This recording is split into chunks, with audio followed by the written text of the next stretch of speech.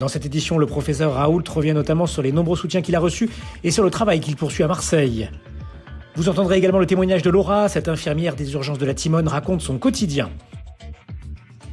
Et enfin, dans le Vaucluse, les exploitations agricoles manquent de main-d'œuvre. Les explications en fin de journal. Son compte Twitter vient d'être créé et il a déjà plus de 80 000 followers. Sur Facebook, une quarantaine de groupes ont été constitués pour le soutenir. Son interview dans la Provence a été lue plus d'1,5 million de fois et il a même déposé plainte tout récemment pour menace de mort début mars. Le professeur marseillais Didier Raoult est la personnalité qui émerge de la crise sanitaire du coronavirus. Le traitement qu'il propose à l'hydroxychloroquine ne fait pas l'unanimité, mais il lui a offert une popularité inattendue. Je veux remercier tous les gens qui m'envoient des mails de soutien. Puis je ne peux pas leur répondre à tous, je suis très touché que vous fassiez ça, mais je suis débordé de mails de soutien. Merci, mais bien sûr, je n'ai pas le temps de vous répondre et de faire tout ça. J'ai du travail, beaucoup de travail. On a 75 malades hospitalisés, 600 malades à tester par jour. Il faut organiser tout ça.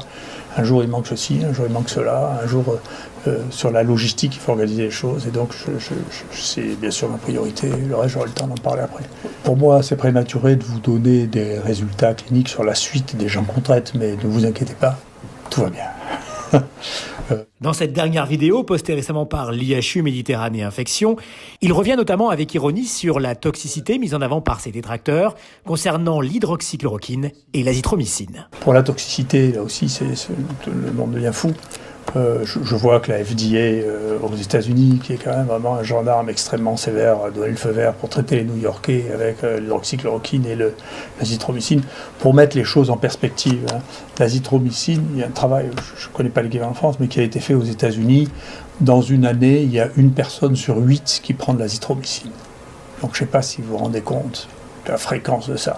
Quant à la chloroquine, il y a plus d'1 milliard de personnes qui a mangé de la chloroquine. Donc si vous voulez vraiment chercher la toxicité des choses, c'est vraiment, je ne sais pas d'où ça vient, mais enfin de mettre que l'hydroxychloroquine qui a été prescrite aussi à des millions de personnes, des gens qui mangent ça pendant 30 ans, que c'est un poison, ça laisse absolument rêveur. Qu'on ait découvert juste au moment où on a besoin que c'est un poison, c'est absolument étonnant. Je ne sais pas d'où ça sort, peut-être qu'un jour on le saura. Didier Raoult a eu raison de s'étonner car cet après-midi, le ministre de la Santé Olivier Véran a finalement libéralisé l'hydroxychloroquine qui peut désormais être prescrit à l'ensemble des patients atteints du Covid-19.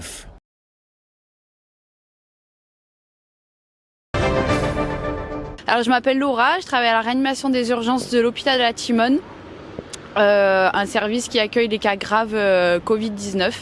Je travaille de nuit et du coup, quand on arrive le soir, on prend les relèves de nos collègues infirmiers de jour. On doit se protéger avec beaucoup de masques, on a des combinaisons quand on fait certains soins spécifiques. On pratique le protocole du professeur Raoult de faire Plaquenil et Zitromax. On n'a pas peur, la mission infirmière reste avant tout première. Mais c'est vrai, il y a une petite part de peur, c'est tout. C'est sûr. On a quand même l'habitude de recevoir ce genre de patients habituellement. Bon, pas avec un virus comme ça, c'est plus la peur du virus, la peur de l'attraper quand même aussi, même si on est bien protégé. Les soignants ne sont pas dépistés automatiquement, parce que comme on est au contact tout le temps, il faudrait faire un dépistage tous les 2 jours en fait.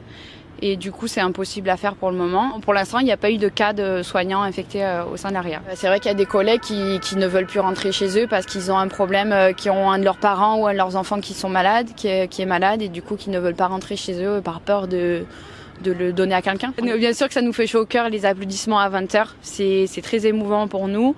C'est pas grand-chose, mais c'est vrai que ça nous réchauffe le cœur. Après aussi, on a énormément de livraisons de boulangeries, des gens qui font des cagnottes pour nous livrer des pizzas. Ce soir à 20h, on sait qu'on va avoir une livraison d'un restaurant qui vient nous livrer.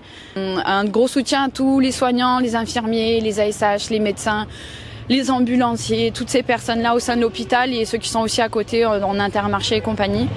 Et pour tous ceux qui sont à côté, restez chez vous, c'est très important. Il faut vraiment rester confiné, le virus se transmet très très rapidement et ça peut faire de gros dégâts chez des patients qui ont des antécédents graves et du coup c'est très important de rester chez soi.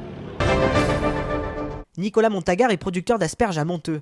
En pleine récolte, cet agriculteur a un fort besoin de main-d'œuvre. Mais le coronavirus a provoqué une pénurie de saisonniers.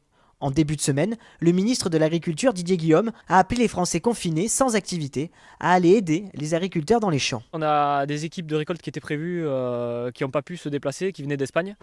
Voilà, donc il m'a manqué 3 personnes et donc pour pallier à ce manque de personnes, j'ai dû faire appel à des connaissances, d'autres ouvriers qui sont venus renforcer l'équipe et qui ne sont pas forcément habitués au travail dans le milieu agricole. Cette année, en fait, on est vraiment confronté à cette pénurie de main-d'œuvre. Puisque les récoltes coïncident avec le coronavirus et la période de confinement. Voilà.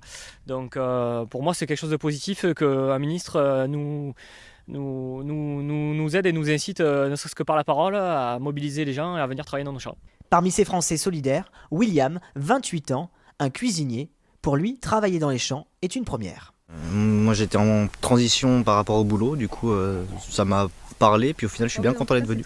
Disons qu'en cuisine on bosse à l'intérieur sous les néons, là on bosse dehors, donc on est dépendant du climat, mais je préfère ça. Après c'est beaucoup plus physique le maraîchage quoi. Il faut de la souplesse, de la délicatesse quoi par rapport au ramassage, et aussi il faut aller un peu vite. Selon le ministère de l'Agriculture, plus de 200 000 emplois sont actuellement à pourvoir dans l'agriculture.